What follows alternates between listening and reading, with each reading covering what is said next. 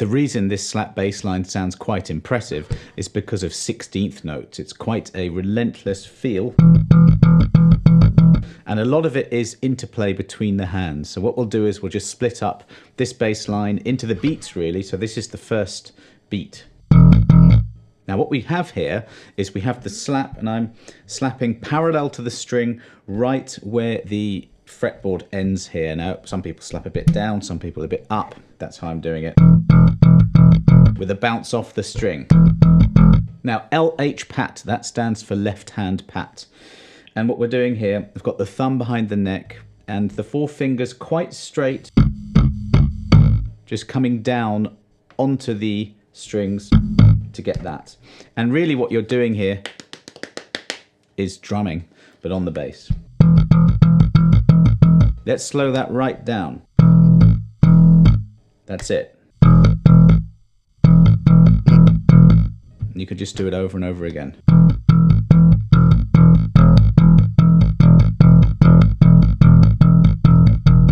Trying to get the notes as even as possible. I'm not using a metronome, but of course you can add one, or a drum loop if you want to. Then we have, it's a little tricky just to read it in isolation. Once you get it together, it flows a bit better. But wherever there's an S, it's just this. And that's a ghost note. So I'm laying the fingers of the hand just across the four strings and coming down. That's as opposed to the left hand pat. Very similar sound, but two different ways of getting it. So there is a left hand pat there. That's it. Let's try and combine the first two beats. Just do that. Slow.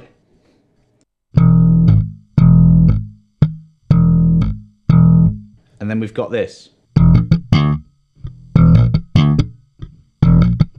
So it's a slap on the E, a left hand pat, another ghost note. So you play the E, you do the left hand pat and then keep the fingers down. And it's just this, slap, slap. You might just get those three notes and just use that as an exercise. When you feel comfortable, you add that. Now, as I come down the second time, that index finger is already getting underneath the A string to then come up to pop it.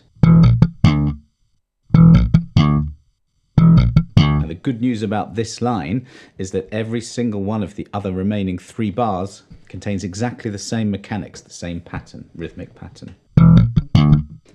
And then we've got this. So this time we have two ghost notes that are both slapped. The hand is very much set in this shape that is hovering around the 5th and 7th frets, because here I have a D to E hammer on.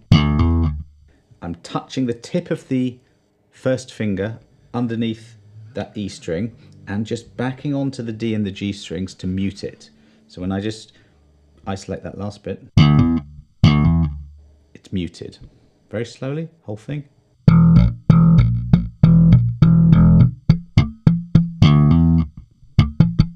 You can even isolate the last 5 notes.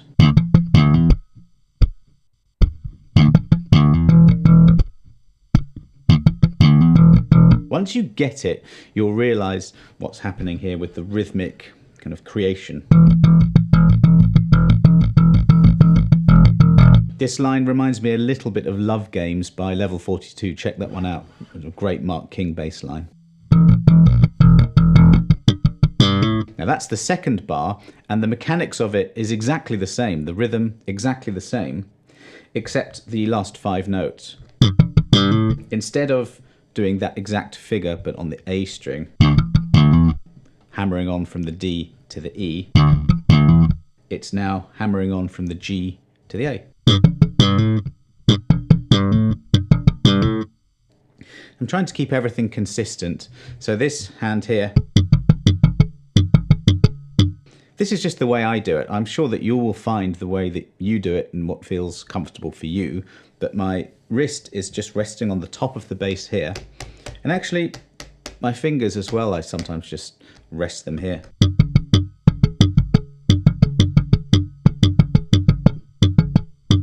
Now here I'm just doing right hand only, nothing with this hand.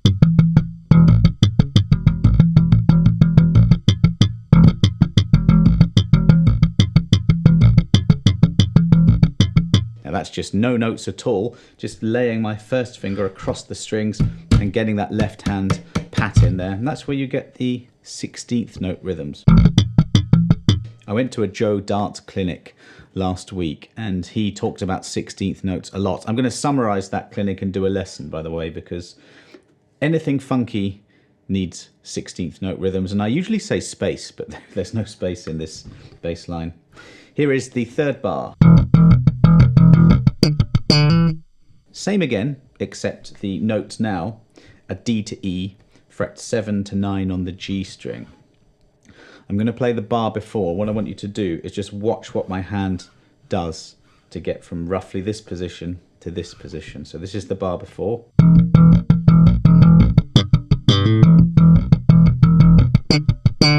See? It doesn't really matter where you perform that left hand pat. You can use it to shift the hand.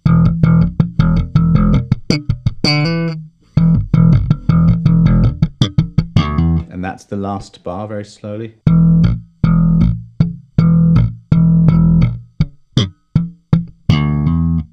I find that it's quite hard to follow lessons like this along without actually having the notation in front of you and just to piece it together in your own time. That's the only way you're going to get this. So you have the link down below to download this for free, and just do that. Just go through it. The techniques, just to summarize, are slap, however way you do it, but bony part of the thumb for me, parallel to the string and bouncing. You have the left hand pat. You have the interplay between those two techniques. Then you have the pop. And that's where you're getting your finger underneath the string. You're kind of almost like coming down and then up.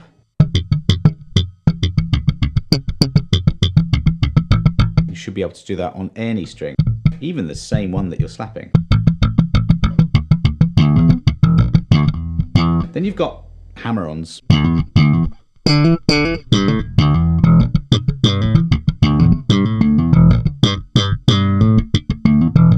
I'm just showing you this just in case you want to improvise a little bit around the written bass line.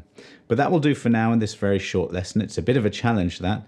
Take it, go really slow. I'll also give you the drum loop, which is at 95 beats per minute. If you can work it up to that, great. You can even play half speed to the drum loop, and that's an excellent practice tool as well. If you're into funk bass playing, here's a link to my funk bass course.